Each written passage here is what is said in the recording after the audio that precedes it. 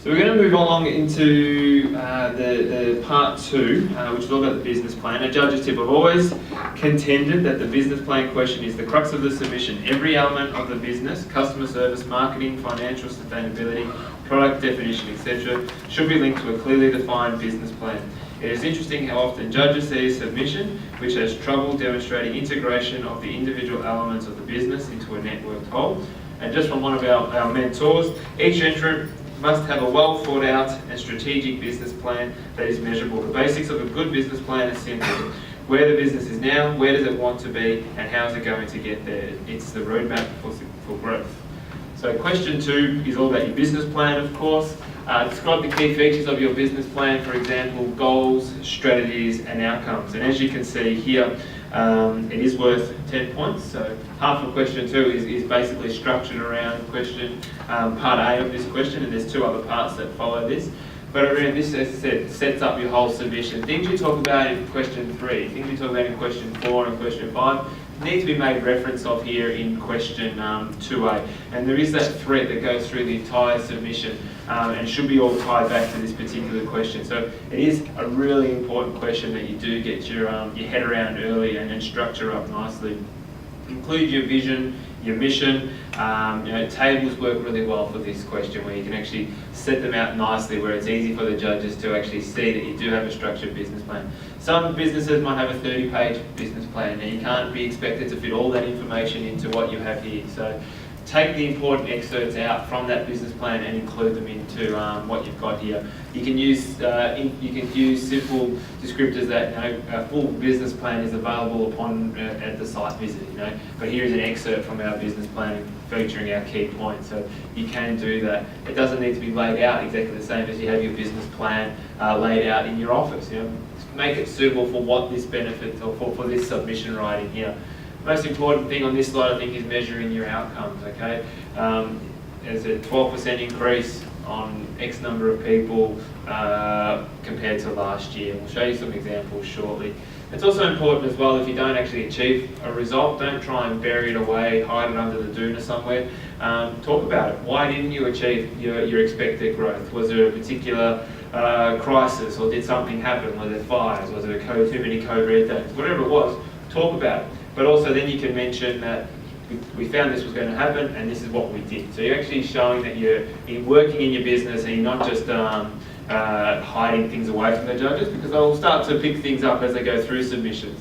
You're going, well, this hasn't happened or this has happened. So just be mindful that you can explain these things, and the judges expect you. Not every business runs at positive growth all the time, but if you explain it why it's happening, then that's fine from the judge's perspective. Here's a couple of examples. Those online will be seeing a matrix now that is up online, but here's an example from Blue Moon Cottages, as you can see there.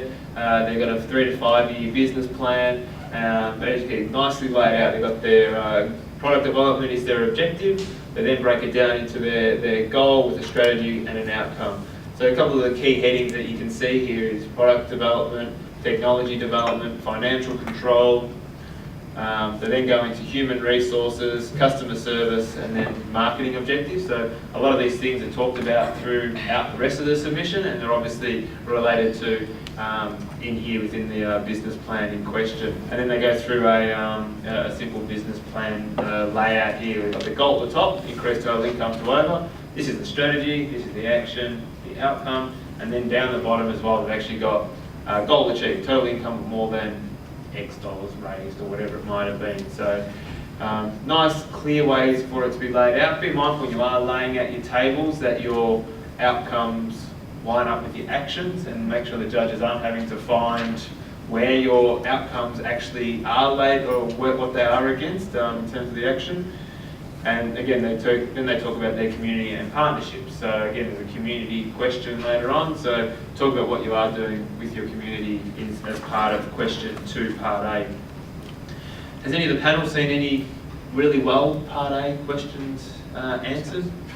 Or any really poor ones? We just saw some. You just saw them? Really, you have a national winner there. Yep. So just lay it out like this, and you should be right. No guarantee of success. Can I just comment, because this is really setting you up, as Chris is saying, it's critical, because when the judges are reading this, they're expecting the story to flow. And a good example of a bad bit of work, a small business they wrote about what they were doing, all their plans, and then in marketing wrote about a trip to Japan. It had nothing to do with anything else. I'm sure it was just a little freebie thing they were doing, and that just dropped them way down because it had no links. It wasn't the story, and it was jarring. It sort of jumped out of the page. A bit like Di was saying with the numbers, that consistency in it. If a judge is reading and something jumps out of a page, you start to question everything. So it's got to be a story, and the business plan sets up the next 3 sections. So be very careful with that. And then really, you're reading on and it all links back and it flows on through. So clearly making sure that it flows all the way through from here. As mentioned, you're sitting in there going, "Oh, we don't actually have a business plan right now, and I'm not sure whether not sure we should be entering." Well, we recommend you do, as Tom said, you do have a business plan, but it's all in your head. We'd recommend getting involved in putting something down. I said there's still 3 months to go in the qualifying period, so you can start putting all that information down onto paper. You have a question? No, you go. I'm just thinking about the submission period. If you've got marketing activities, especially trips planned for export marketing and that sort of thing that lie outside of that, can you still refer to those if they're happening in the very near future? My advice is if you've done all the planning work for it and the research, I would reference that, but be very clear that you spent a fair amount of time planning for something that was outside the period. I'd just be upfront. You could make part of your strategy the research The for research, it, and yeah. that occurred, and the outcome is that you now have the plan for them to implement the next year. So yeah. So there are business tools and things online that the Small Business Victoria getting involved with getting a business plan in place if you don't have one, or any other plans and things like that. And again, if you do any training and things now, they can actually be used as part of your submission in part question 4, which talks about your professional development and whatnot. So part 2, risk management. Describe the risk issues you have identified for your business and summarise the risk mitigation strategies you have in place. The adventure operators generally answer this question really well. They're quite risk-adverse companies, and you've probably got a risk management strategy that's probably 30 pages long. 4 points, you can generally fit this question into about a page. But think of, in terms of risk, think more than just OH&S, think more than just what's happening within your business. Think both micro and macro. What's happening if you're a small business operator? What happens if you get sick? Is the business continuing to run? What happens if you have your computer system breaks down, or you can't take any bookings online anymore? Think about all those different forms of risk. Think about macro level. What do you do in relation to code red days? What are you doing if there's extreme weather conditions? What happens if the Australian dollar goes up, down, sideways? And SARS from a few years ago. What are your strategies, or what is your risk management plan for these things? Again, you can lay this out quite effectively with the use of a table, and as I said, you don't have to include your entire risk management plan. This is a good example again from Stillwater. As you can see, they've got a technology risk. They've laid it out quite clearly on the table there. Risk level, consequence, mitigation, strategy, and then checks.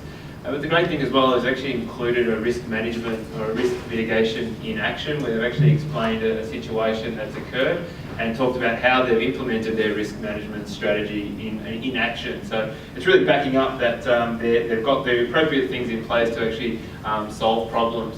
And then part over there again is back to Blue Moon Cottages. As you can see, full risk assessment is undertaken at the beginning of the year, and analysis of a risk assessed within each staff meeting. Final sentence, a full risk management plan can be viewed at site visit. This is an excerpt. So they're clearly stating that we've got the full plan in place, but here are the key points that you want to see. They've talked about OH&S, loss of data, loss of key staff, environmental, code red day, inclement weather patterns. And again, nice easy way of actually putting a few words on the side, so you can actually have less columns, or more columns, but take up less room, and then laid out quite nicely with management strategies, and then on to the outcomes out of that. So nice clear way of actually presenting that data. And the judge can just tick it off pretty much and go, yep, that looks great. I'd just like to reinforce, Chris, your comment about the example.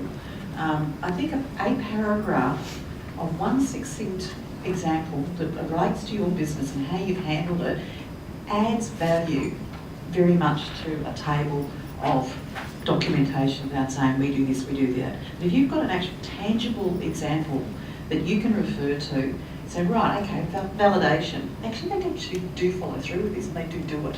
So from a judging point of view, it just adds value. And I think I would certainly recommend that you do add a paragraph, not a page, again, just a validation. Yeah. Yeah, That's and still water. if you haven't had an incident, don't create one. But, Good point. what I was going to say is you can include things about how you do your training around your mitigation strategies, evacuation procedures, things like that. And what I always say about risk management is you don't want to find out your evacuation procedures don't work in the middle of a real incident. So putting those procedures in place to make sure it's rehearsed during the year and when in a non-incident period, that can actually become part of your case study or story if you haven't had an occurrence. Can I ask, with the example, does it have to have occurred in It should be for the specific qualifying date? period, yeah.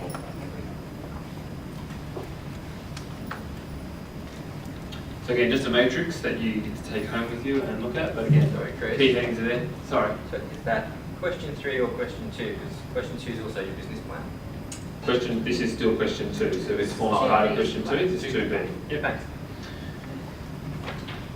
So that's worth 4 points for part 2B.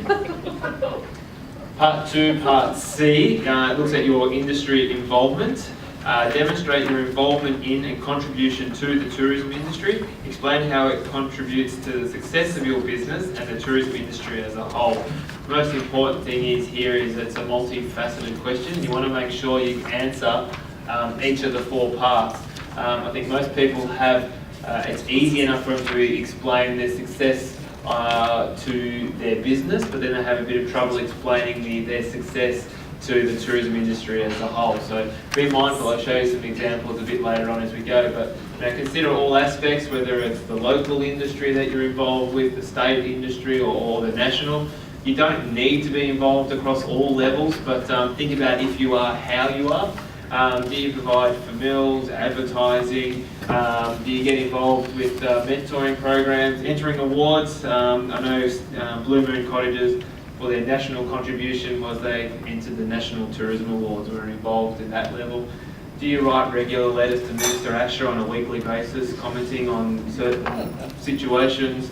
Do you harass Kerry at Tourism Victoria about the policies that they're putting out? Are you writing letters to your local tourism board, or your local members? Think about how you're lobbying. Contribution to strategic plans, so it's harassing Tourism Victoria and the likes. Are you an accredited business? Make sure you quantify the benefits. So this is getting back to that second part of the question, and I think, again, Blue Moon's a good example to look at because they have one at the national level, but again, they've set it out quite nicely. So the first part is their local involvement, local tourism association, they're part of the attractions partnership, local consortium, Blue Ribbon Escapes, executive committee member and convener during your art and craft exhibition. They talk about the benefit to their business, and they clearly define the benefit to the industry. So again, a judge can look at that and go, tick, tick, easy, there's your points. But again, they look at it from a regional involvement, so local, regional, national, and then they also talk about international as well. So quite clearly defined examples of how it's done, and it's set out quite nicely. This is another great example, again, still down in the Mornington with Blue Moon. Effective use of quotes. I think Alva writes a quote for every single entrant down on the Mornington Peninsula. So Only if they ask her to. Only if they ask her to. So everyone needs to ask Denise to write them a quote from Destination Melbourne's perspective. So get involved. Make sure you do get the backup from your local industry that you're involved with.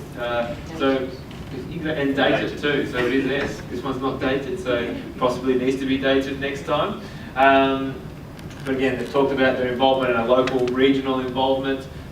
Mornington Peninsula Gourmet, Mornington Peninsula Hinterland Tourism Association, Mornington Peninsula Vignerons Association, their state involvement with in relation to the tourism excellence stuff they do, and then they've got a national involvement as well. So slightly different way of laying it out, where they've just used headings and text as opposed to Blue Moon, who set it out more in a table format. But you know, both ways are just as effective of setting it out and answering that question succinctly.